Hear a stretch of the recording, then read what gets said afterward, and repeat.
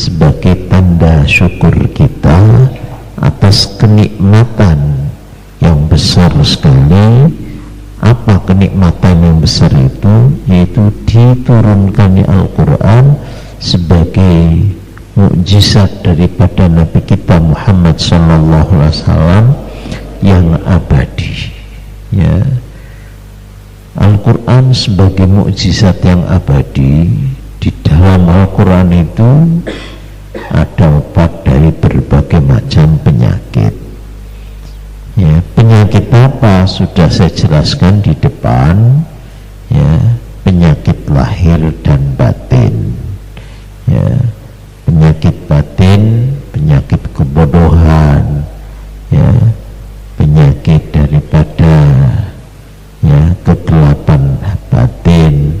Ini diobati dengan Al-Quran. Penyakit lahir, ya karena pada kenyataan seperti yang telah sebutkan di depan, ya para sahabat menggunakan Al-Quran sebagai ruqyah, ya untuk nyubuk orang yang sakit dan sakitnya sakit lahir. Itu bisa mulai. Ini tindakan sahabat yang mendapatkan iqrar, pengakuan dari Rasul sallallahu alaihi wasallam. Itu menunjukkan bahwa Al-Quran bukan hanya sebagai obat batin tapi juga obat lahir. Dan ini sudah terbukti ya, khasiat ayat-ayat tertentu ya yang bisa untuk ruqyah, untuk obat dari berbagai macam penyakit. Ya, yang penyakit mata datang ke Imam Syafi'i, kemudian bacakan ayat syifa, sembuh seketika. Kemudian kalau ada orang sakit pendarahan, mimisen, ya kemudian dituliskan innallaha yumsikus samawati wal ardu an tazula, surat Al-Fatir, tempelkan atau tulis di patok. Itu pun juga ya manjur. Ya seperti kemarin-kemarin kan banyak anak-anak yang pada mimisen, itu ternyata dituliskan itu juga ya kemudian mampet seketika. Ini ya penyakit-penyakit lahir. Ya penyakit lahir lain, kalau ada orang panas kita bacakan kulna ya narukuni barda wa salaman ala Ibrahim, itu kemudian mereda panasnya. Ini yang merupakan penyakit-penyakit lahir dan bisa dibuktikan.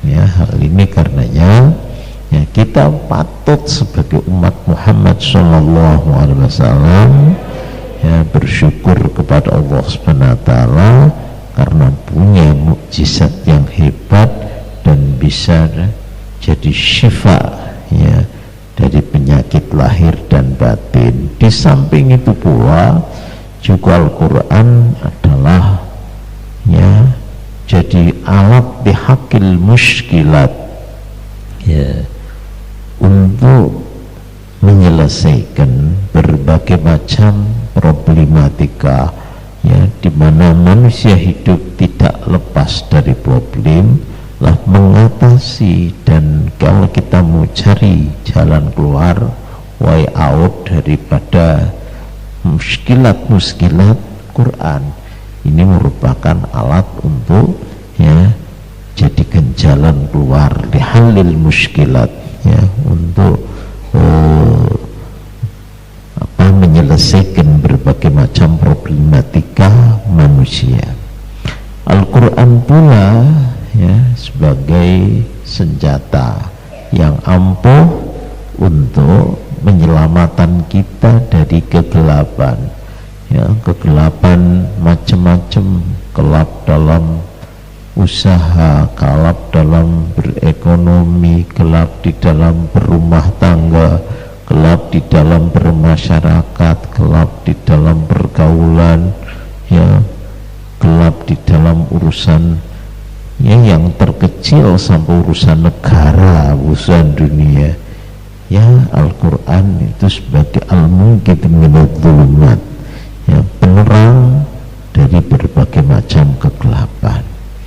Al-Quran pula merupakan ya Allah hakul adli, jalan yang benar, jalannya apa artinya jalan yang lurus, ya. Karenanya siapa orangnya berhukum dengan Al-Quran, maka dia akan memperoleh jalan yang benar. Al-Quran juga merupakan jalan hidup manusia, ya, way of life-nya manusia. Jadi sebagai way of life bagi manusia muslim, nah, kok tidak Pancasila itu hanya satu titik daripada apa yang ada dalam Al-Quran, hanya satu titik lah, titik yang kecil sekali, ya. Tapi secara luas sebagai way of life-nya manusia adalah Al-Quran ini